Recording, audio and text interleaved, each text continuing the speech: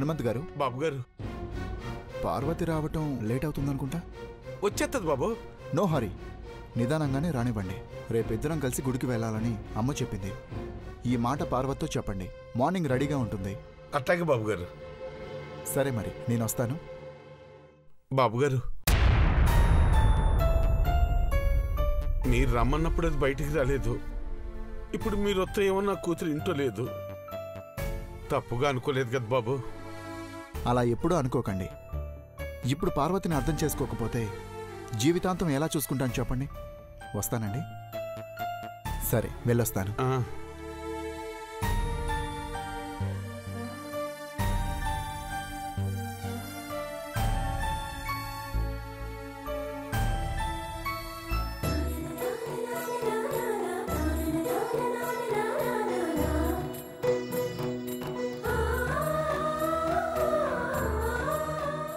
అయ్యా,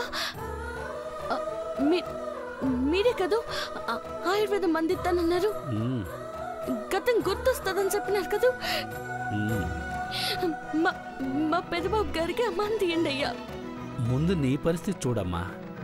ఇంకా నువ్వు కుదుట పడలేదు. నాకేమైనా పర్వాలేదయ్యా, ముందు నా దేవుని కాపాడుకోవాలా. నీ ప్రాణాలని కూడా లెక్క చేయకుండా అతని కోసం ఆరాటపడుతున్నావంటే నీ జీవితంలో అతనెంత ముఖ్యమో అర్థమవుతుంది. ఖచ్చితంగా ఆయుర్వేద పసరం అందిస్తాను. ఇక ముందు నిన్ను కాపాడిన వారికి కృతజ్ఞతలు చెప్పమ్మా.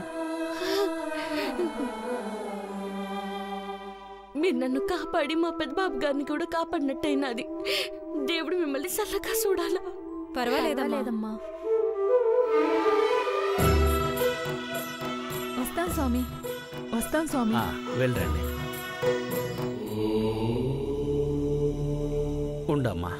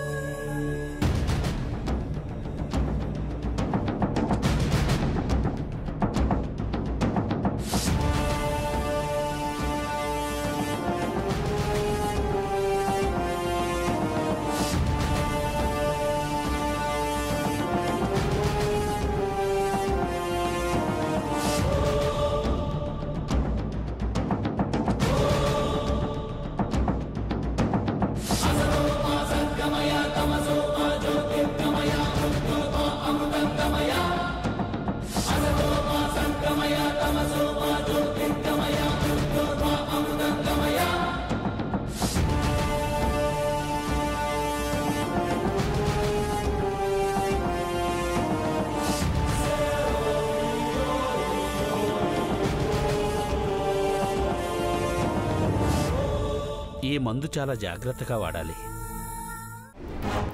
పెద్దబాబు, నీలాంబరితో నీకు పెళ్లి కాబోతోంది.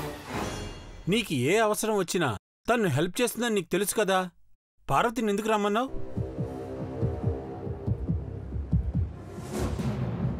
తప్పు పట్టకండి అంకుల్. బావగదిలో ఎక్కడ ఏం పెట్టారో పార్వతికి తెలుసు. 12ంటికి ఏ ఫైల్ అవసరం అవుతుంది ఐశ్వర్య? సంతకమే కాదు, స్టాంపు కూడా వెయ్యరు.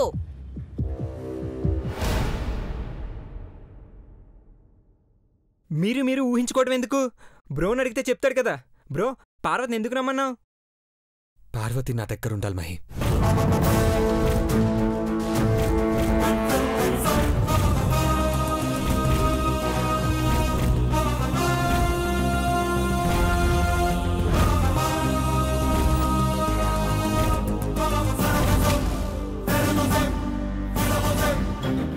అవును, పార్వతి అవసరం నాకుంది.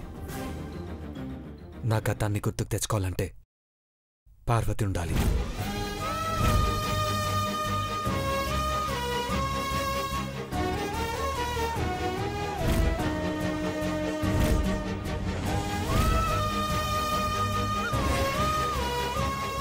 ఈ 2 ఏళ్ళు ప్రతి విషయంలో పార్వతి నా పక్కనే ఉంది, నాతోనే ఉంది, నాకు సహాయం చేసింది. సేవ చేసింది. ఆఫీస్ ఫైల్స్ చూసినా, ఇంట్లో వస్తువులు చూసినా పార్వతితోని ముడిపడి ఉన్నాయి. ఇప్పుడు నేనేం గుర్తు చేసుకోవాలన్నా పార్వతి అవసరం ఉంది.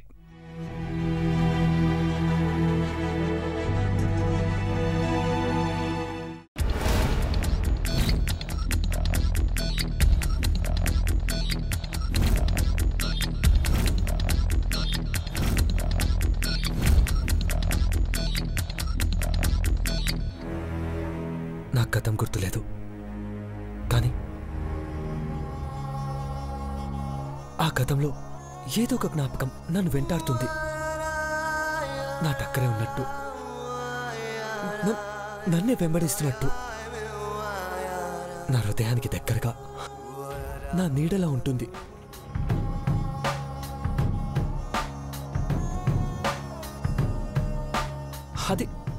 అదేంటో అర్థం కావట్లేదు.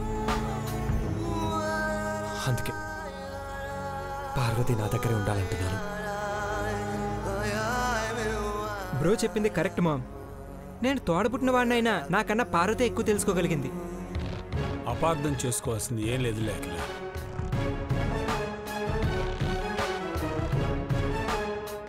పెద్దబాబు, గతాన్ని గుర్తు తెచ్చుకోవడానికి ఎవరి సహకారం అన్నా తీసుకోవచ్చు, కానీ ఈ ఇంట్లో నీతో జీవితం పంచుకోబోయే నీలాంబరి కూడా ఉందని, నిన్ను గమనిస్తుందని మర్చిపోవద్దు నాన్నా.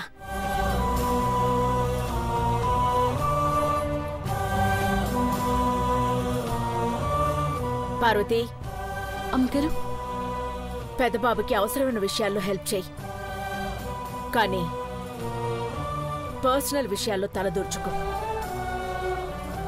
అర్థమైందా? అట్టకే అమ్మగారు. గుడ్ నైట్ అమ్మా. Good night. గుడ్ నైట్ నాన్న. వెళ్ళమ్మా.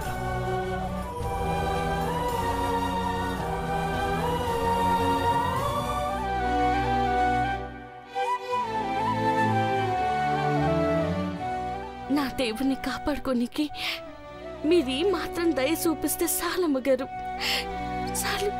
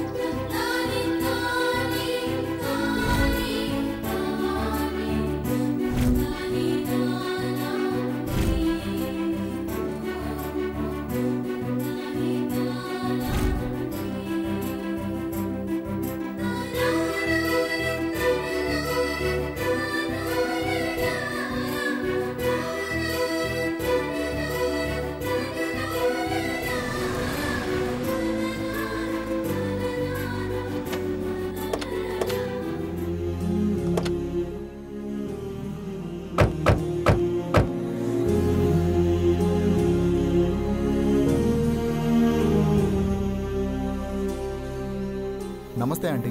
నమస్తే అంకుల్. నమస్తే. హాయ్ దేవా. హాయ్ రోహిత్. రోహిత్, నువ్వు గుడికొచ్చావంటే ఆశ్చర్యమే. అదేంటి అంకుల్ అలా అంటారు? దేవా, నేను చిన్నప్పుడు ఎన్నిసార్లు గుడికి వెళ్ళేవాళ్ళం? పెద్దబాబు నిన్ను గుడికి తీసుకొచ్చినా నువ్వు కార్లో కూర్చుని పాటలు వింటూ ఉండేవాడివి. ఇప్పుడు పాటలు కాదండి, పార్వతి మాటలు వినాలి. పార్వతి వచ్చిందా? అవును, అదిగో అక్కడుంది.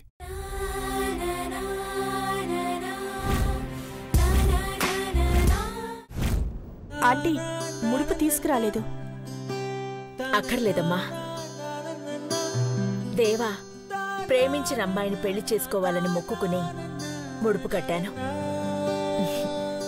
నా కోరిక తీరింది కూడా.